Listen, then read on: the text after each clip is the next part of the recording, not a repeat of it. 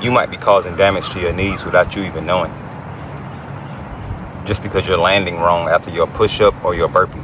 I'm going to show you. This is a hard landing after your burpee.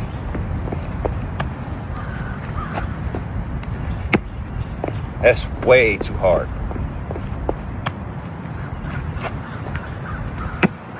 Way too hard.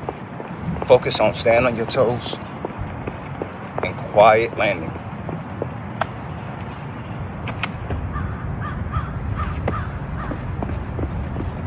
Quiet landing.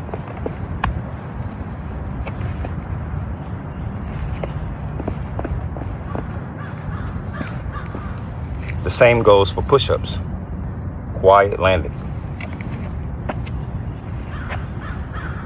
This is a terrible landing. It's too loud. Quiet landing.